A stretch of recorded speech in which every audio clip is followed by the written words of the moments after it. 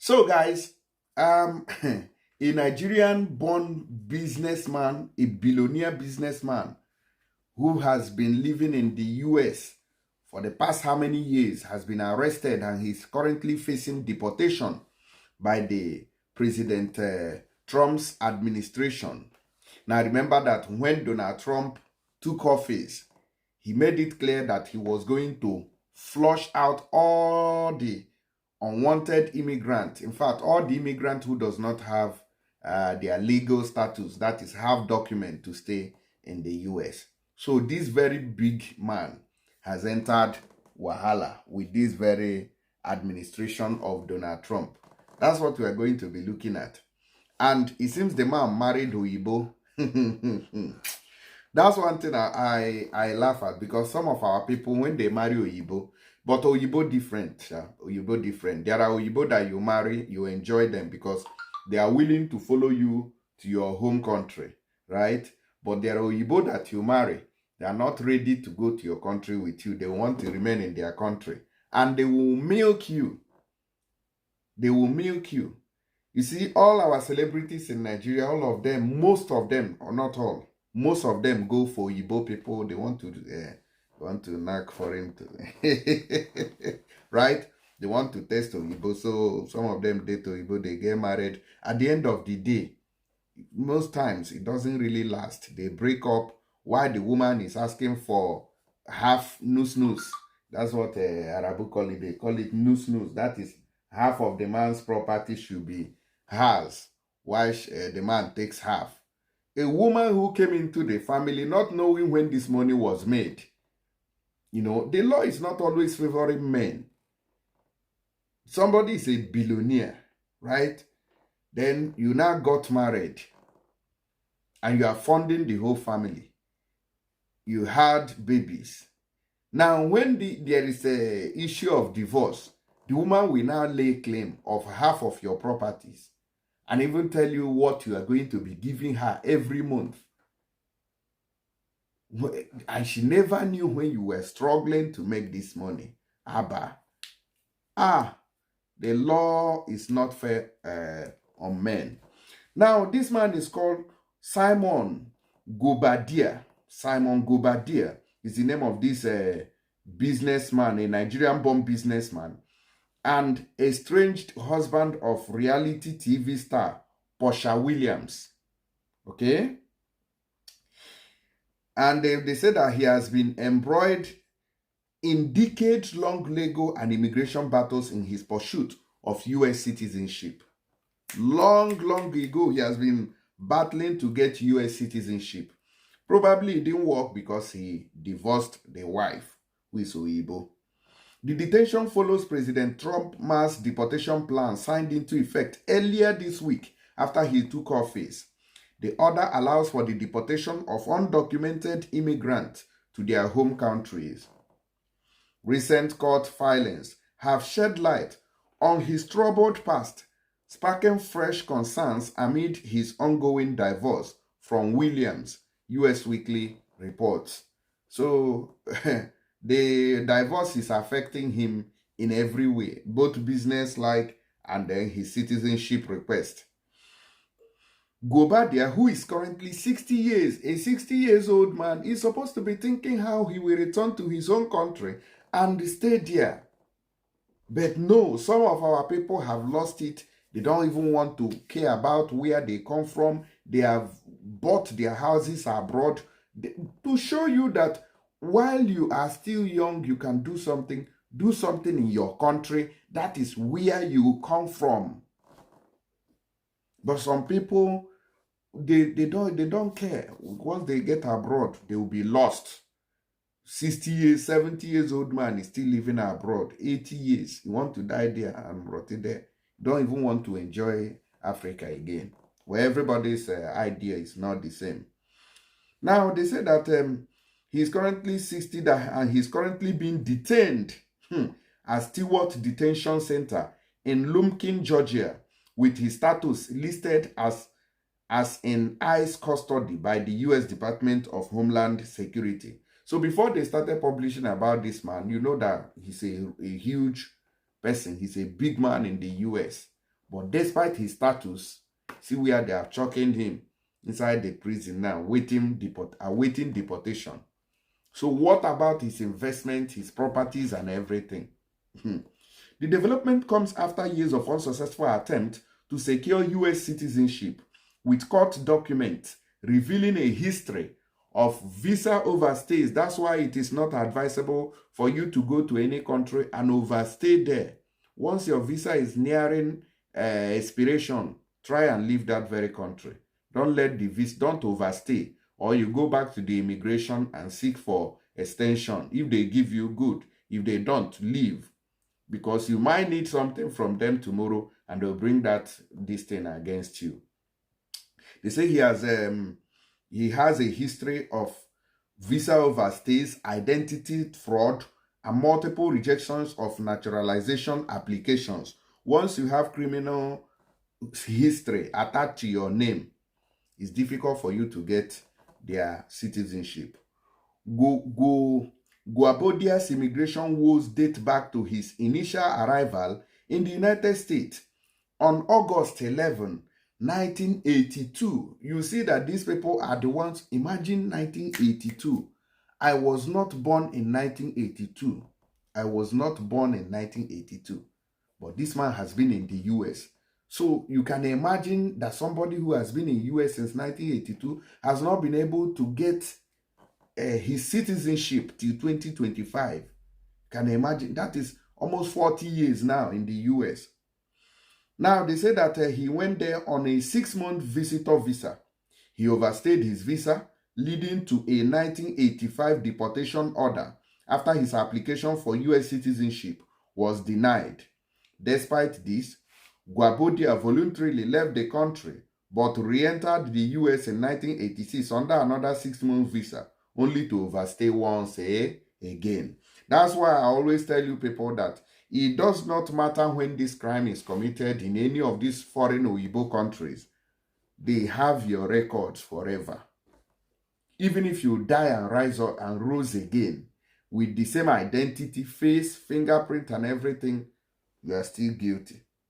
That your history is still waiting for you. His most recent denial of US citizenship came in July 2022, prompting a legal battle against the US Citizenship and Immigration Service, USCIS. Court documents reveal that Guobadia filed a civil case on January 11, 2024, challenging the repeated denials of his naturalization application. Okay, you are challenging them in their own country. Sorry you. May God allow them. He sued top officials from the U.S. Citizenship and Immigration Services, USCIS, including Director Uaro Mendoza, Jadao, and Shineka Miller, Director of the USCIS Atlanta Field Office. This man was desperate to get the US citizenship, but these people knew that he needed it and they don't want to give it to him. They know that he has gotten investments in the US, but they don't want to give him the US citizenship. They know. But for those errors that he has committed, they use it against him. Guobadia's application for naturalization was denied on July 27, 2022, with immigration officials citing fraudulent activity and past criminal offenses. That is, those overstays has become criminal offenses. His history of legal troubles dates back to the 1980s with allegation of identity fraud and multiple arrests for crimes such as bank and credit card fraud. Men, we don't run things for ages, unauthorized vehicle use, and additional fraud-related charges. That's why I always tell people, if you stay in all these Obodo countries, avoid crime. Once you commit any little crime, they will hold it against you. Now, when life don't they sweet you, when you feel that you have arrived, I'm now a big man, that's when you, give me citizenship. They will say, no, sir, it's not possible. You say, what? Do you know investment I have? They say, no, you have a criminal record. That car that you drove that time without, so when you even driving cars without license and all that, they catch you, you feel that, it's waiting for you at the front when you require something from them. Despite these challenges, Guobadia has persisted in his pursuit of the U.S. citizenship. His initial application was denied in 2016 with the U.S. CIS, citing that his original resident status was unlawfully granted. Okay, he faced further denials in 2020 and 2022 before challenging the decision in 2023, only to be rejected once again in early 2024. This man has been going through a history of denials for his life. So no pastor could pray him out. Nobody could pray him and lay hands and pour oil on him to save him. I've told you people, this is reality. No church can pray out reality.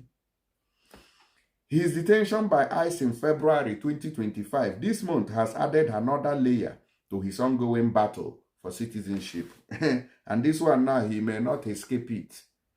If you know, say, Muna, help me tell the man, if he has things that he can offer me, let him bring it very quickly before they deport him. If it is his houses or money, let him transfer them to me so I can. Now, Guobadia's citizenship issues have garnered renewed attention amid his impending divorce from Real Housewives of Atlanta star Portia Williams, although sources close to the couple claim that the split is unrelated to his legal troubles. The timing has sparked speculation. Okay, now, just they play. Guobadia's relationship with Williams began in April 2021 and they got engaged just a month later. They tied the knot in 2022 following his highly publicized divorce from his ex-wife, Falene Guobadia. The couple's whirlwind romance was marred by controversy, with many questioning the timing of their relationship because maybe he wanted to use that one now to get the citizenship, but Oyibona, you know. If you follow here, before you see Monkey was there already. In 2023, Guobadia began relocating some of his investment to Dubai, okay, United Arab Emirates, potentially due to concerns over his immigration status. Oh, despite his legal challenges, Guobadia has built a successful business career in Atlanta with holdings in various industries, including oil and gas, renewable energy, manufacturing, and commodities trading. He also has investment in several local businesses, such as the Republic, DASBBQ2, and American Cut Steak House. So I think these ones are selling food like all those BBQ, Chicken Republic, Mr. Biggs, food industry. In a 2022 interview with her Authority magazine, Guobadia expressed his passion for the restaurant industry, okay, highlighting his entrepreneurial spirit and business acumen. Guobadia has been married 3 times, with his most recent union being with Portia Williams. Portia Williams is also a billionaire. The person who is hosting Real Housewives in America is not a small person now, which has been surrounded by controversy. Now, they say that Guobadia is a father of 5 children, Quentin, Nicole, Kristen Benjamin, and Ximena from his previous relationships. Where are these children? All in America now. So, if he's deported, there will be no child in Nigeria to say, Daddy, welcome. Problems. Muna just they play.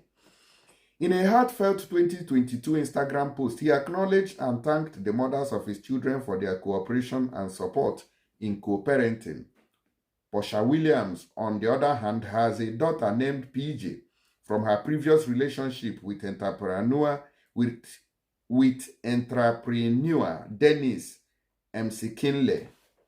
His detention could lead to deportation to Nigeria or prolonged legal battles to resolve his immigration status in the U.S.